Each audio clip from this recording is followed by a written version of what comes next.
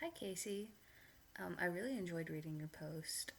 I completely agree with you that our main motivation has to be why we're doing it, remembering and going back to our main focus and our main goal.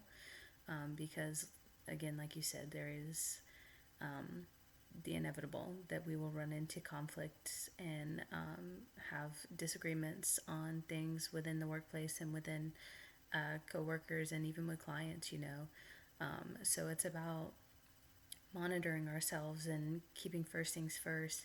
But one thing that I thought is so important from this class is Daniel's chapter on fidelity.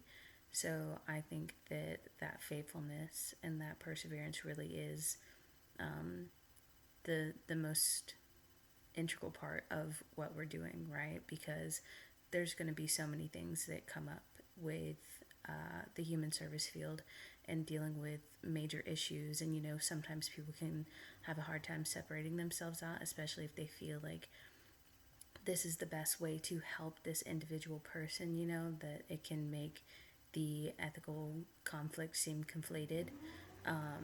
But remembering why we're there in the first place and sticking to that and being faithful to do the best we can with where we're at and stewarding it well keeps us motivated and keeps us intrigued and keeps us satisfied with the job that we're doing, because if we get burnt out, then it's not helping anyone. It can even be harmful to clients.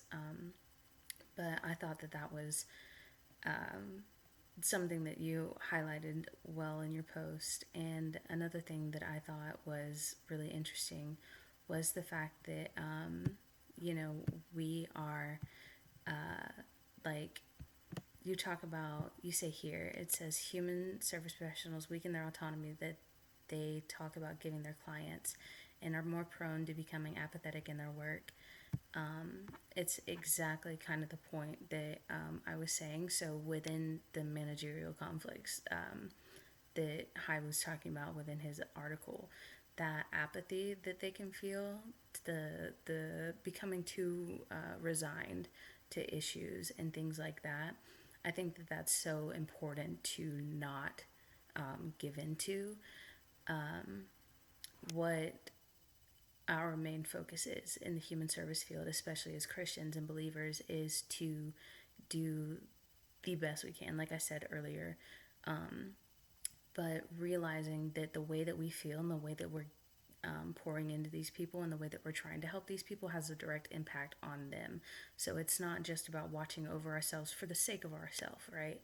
It's about watching over them for the sake of the information that we're feeding into the people and like the words of life and the words of encouragement and the things like that we're giving to these people. Even if we're not in a Christian organization, you still have that ability to lead these people, right?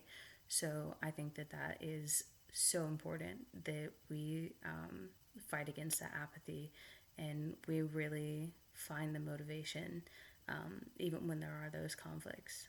But yeah, thank you for your post.